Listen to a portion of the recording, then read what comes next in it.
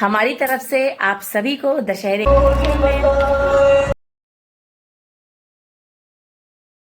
ये देखिए, ये है रावण महाराज की प्रसाद की थाली जो कि मैं जा रही हूँ पालन करने के लिए। तो मैं इसका नमस्ते and welcome back my channel all in one Richa के संग। फ्रेंड, आज मैं आपके साथ नौमी और दसवीं दोनों का ही व्लॉग शेयर कर रही हूँ। तो सबसे पहले नौमी की तैयारी मैंने की। नौमी में क्या क्या होता है ये आपको पता है कि कन्या पूजती हूँ मैं, तो इसके लिए भोग बनाती हूँ। भोग के लिए मैंने काले चने पहले से ही भिगो लिए थे और कुकर में उसको अच्छे से बॉयल कर लिया था। 3 सीटी मैंने डाला, कुकर में चने अच्छे से बॉयल हो गए और फिर मैंने रेडी किया इसका तड़का। क्योंकि इसमें प्याज और लहसुन नहीं पड़ता है तो इसकी जो भी ग्रेवी बनती है वो अदरक लहसुन मिर्ची की ही बनती है और साथ में मैं टेस्ट के लिए इसमें टमाटर भी डालती हूँ। तो ग्रेवी मेरी बहुत ही अच्छी रेडी हो जाती है। इससे आप देख सकते हैं कितना प्यारा कलर आ गया है। तो इस तरह से मैं अपने जो है चने की जो सब्ज़ी बनाती हूँ, जिसे आप छोले कह सकते हैं, वो बनाती हूँ। और जो मैं डालती हूँ इसके अंदर ये चना मसाला का इस्तेमाल करती हूँ। इससे मेरी जो छोले बनते हैं वो बहुत ही टेस्टी, बहुत ही लजीज बनते हैं। कभी बना के देखिएगा, आपको बहुत ही टेस्टी लगेगा। तो मैं अपनी कन्याओं के लिए इस तरह से बिना बहुत ही हल्की मिर्ची भी मैं डालती हूँ, बहुत ज़्यादा मिर्ची का इस्तेमाल मैं नहीं करती खाने में, आप सभी को पता है। तो मैंने बनाए बढ़िया से छोले जो कि आप देख सकते हैं, देखने में बहुत ही टेस्टी लग रहे हैं। और फिर आती है हलवे की बारी। तो हलवा जो मैं बनाती हूँ थोड़ा सा काढ़ा प्रसाद की तरह बनाती हूँ। तो मैंने क्या किया, सूजी को अच्छे से अवन में रोस्ट कर लिया। मेरे लिए बहुत ही ईजी होता है क्योंकि मैं भूनने में मेरा दिमाग इधर उधर हो जाता है, तो कभी कभी सूजी ज़्यादा भुन जाती है। अवन में डालती हूँ तो एक जैसी होती है, एक इक्वल जैसी होती है, भुन जाती है। तो बहुत ही आसान तरीका है, मैं आपको कभी बताऊंगी। अगर आप पूछेंगे मुझसे तो मैं आपको बताऊंगी किस तरीके से मैं सूजी को अवन में रोस्ट करती हूँ। बहुत ही अच्छे से रोस्ट हो जाता है। और ये देखिए हमारे चने जो हैं फटाफट रेडी हो जाते हैं।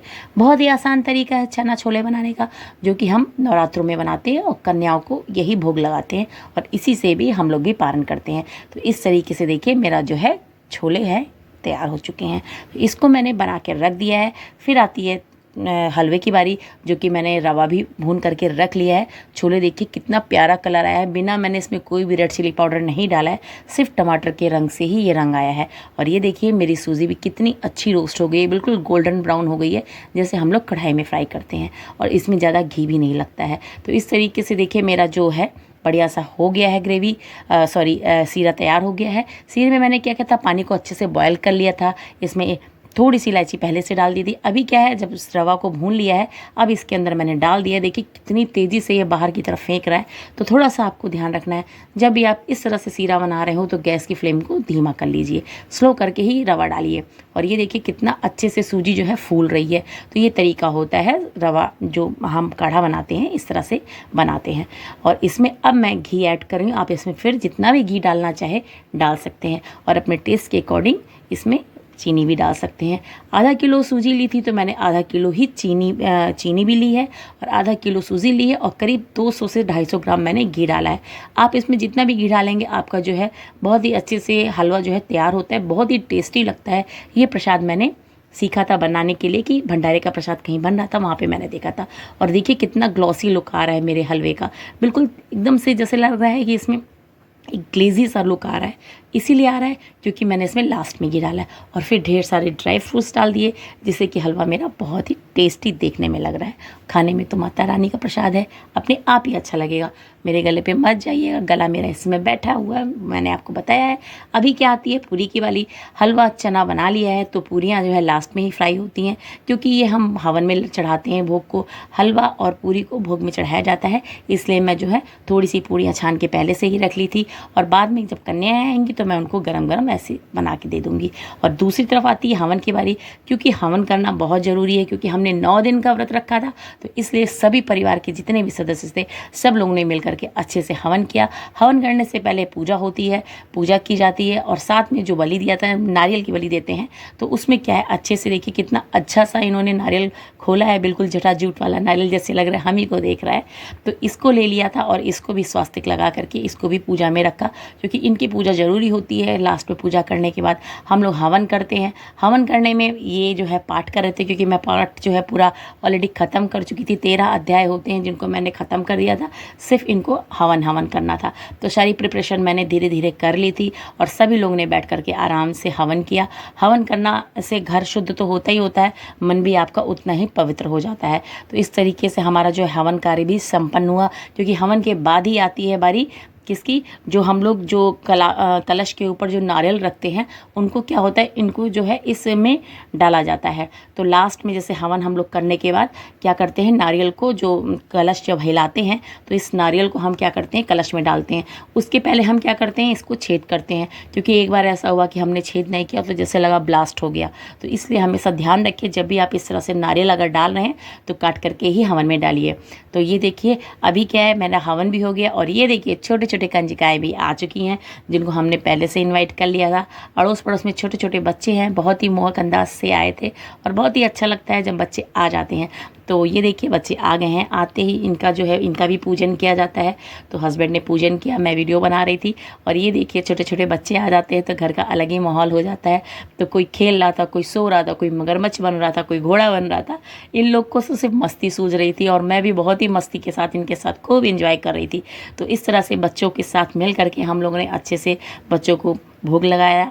भोग में जो प्रसाद हलवा चने की जो बनाए जाते हैं वही इनको भोग खिलाते हैं। हालांकि बच्चों का पेट ऑलरेडी भरा रहता है, खाते नहीं है, फिर भी हम अपने अपने हाथों से इनको थोड़ा थोड़ा खिला देते हैं, जिससे कि एक अपने मन की संतुष्टि हो जाए। और ये देखिए साथ में आशीर्वाद भी मिल रहा है। और ये देखिए बच्चे खूब एंजॉय कर रहे थे घर में, सच में ऐसा लग रहा था कि कहाँ से ये छुटकू बड़कू आ गए। ये देखिए बच्चों को अलग ही मतलब भोजन से नहीं मतलब है, भोग से नहीं मतलब है, उनको सिर्फ मस्ती करने से मतलब है। तो इस तरीके से बच्चों ने खूब इंजॉय करते हुए अपने भोग की थाली को ख़त्म किया। और ये है मिट्ठू रानी, जिनके आने से तो अपने आप ही बाहर आ जाती है। तो इन्होंने भी खूब मस्ती की और हम लोग ने भी इनके साथ खूब मस्ती की। तो इस तरीके से हमने जो है अपनी कन्याओं को अच्छे से भोग लगाया, अच्छे से उनको गिफ्ट दिए। अच्छा लगता है बच्चों के साथ। और फिर आती है अगले दिन दशहरे की बारी। दशहरे में रावण दहन का आयोजन होता है, जो कि हमारे बच्चों ने बहुत ही छोटे स्तर पर बच्चों ने किया। ठीक है, उन्होंने जो भी किया बहुत ही अच्छा लगा, क्योंकि बगल में गोल्फ सिटी है, वहाँ पे बहुत ही बड़े स्तर पे होता है, वहाँ रामलीला भी होती है। तो बच्चों ने यहाँ पहले से तैयारी कर ली थी। तो हमें लगा कि बच्चों ने जो इतना मेहनत की है, क्यों ना उसको हम लोग अप्रिशिएट करें। तो हम लोगों ने भी पहले घर के आस-पास जो बच्चे मिल कर के जिन्होंने बहुत ही अच्छे से, ये देखिए पटाखों की बेल्ट तैयार कर दी थी रावण की। तो इस तरीके से घर का पहले हम लोगों ने जो है रावण दहन किया। उसके बाद हम लोग पहुँच गए गोल्फ सिटी में रामलीला का आयोजन बहुत ही बड़े स्तर पे किया गया था। वहाँ पे बाहर से इतनी ज़्यादा मतलब क्राउड से इतनी ज़्यादा भीड़ थी कि मैं क्या बताऊँ। तो पहले यहाँ का रावण हम लोग ने जला दिया, बच्चों ने बहुत ही अच्छी तरीके से रावण बनाया था। और फिर हम लोग पहुँच गए गोल्फ सिटी। आप देख सकते हैं कितने अच्छी तरीके से वहाँ पे जो है रावण बनाए गए थे। मैं तो बहुत दूर से कैमरे, क्योंकि इतना ज़्यादा भीड़ था, मैं ज़्यादा नज़दीक नहीं जा सकती थी, क्योंकि मुझे लग रहा था भीड़ में बहुत ही ज़्यादा कभी कभी होता है कि कभी भागा दौड़ी हो जाती, तो उसमें क्या होता है चोट सी लग जाती है। तो बच्चे हैं साथ में, तो मैंने दूर से ही सारी चीज़ें बच्चों को भी दिखाई और ख़ुद भी देखी। जहाँ पर थोड़ा एरिया खाली था मैं वहीं जा करके वहीं से सारा शूट कर रही थी और बच्चों को भी वहीं से दिखा रही थी, क्योंकि एक दो बार ऐसा हो चुका है, घटना घट चुकी है, जिसमें कई बार ऐसा होता था कि लोग चोट खा जाते थे, क्योंकि बहुत ही ज़्यादा रश हो जाता है। और इस तरीके से क्या होता है, थोड़ा सा अपने आप को सेव करते हुए मैंने बच्चों को ये सारी चीज़ें दिखाई। क्योंकि रामलीला चल रही थी इसलिए टाइम बहुत ज़्यादा हो गया था, 10:30 बज चुका था। और इसके बाद ही जो है जब रामायण ख़त्म होती तभी ये जो होता है रावण दहन होता है। तो जैसे कि वहाँ पे काफ़ी लोग आए हुए थे, बहुत ही ज़्यादा, आप देख सकते हैं बहुत ही ज़्यादा रश है। और ना जाने कहाँ कहाँ से लोग, इतनी मात्रा में लोग आ गए थे कि मैं खुद हैरान हूँ, जबकि ये मेरे घर के पास ही है, वॉकिंग डिस्टेंस पे है। मगर मुझे नहीं उम्मीद थी कि इतने बड़े स्तर पे चीज़ें हो रही हैं। तो मैं यहाँ बच्चों के साथ घूमने आई। एक मेले जैसा माहौल था, कहीं खाने का स्टॉल था, कहीं किसी चीज़ का स्टॉल था। तो बच्चे अपना एंजॉय करते हुए, हम तो रामलीला के आखिरी पड़ाव में पहुँचे थे, तो इसलिए हम वहाँ पे जब गए तो वहाँ पे सीता हरण हो चुका था और उसके बाद युद्ध की तैयारी हो रही थी। तो इस तरीके से जो था वहाँ पे हम लोगों ने थोड़ी देर के लिए बस वो रामलीला का जो आनंद ले पाए। बाकी अगर पहले आए होते, क्योंकि 6 साढ़े 6 बजे से ही सारी चीज़ें स्टार्ट हो चुकी थी और हम लोग को पता नहीं था।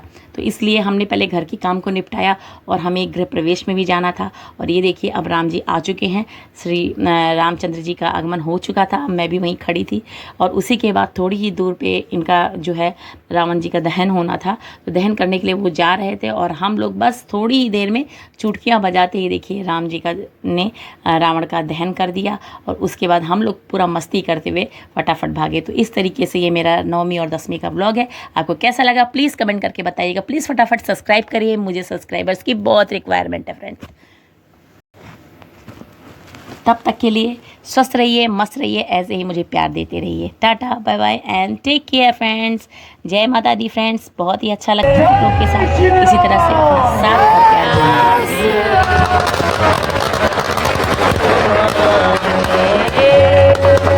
हमारी तरफ से आप सभी को दशहरे की बहुत बहुत ढेर सारी शुभकामनाएं। हैप्पी दशहरा।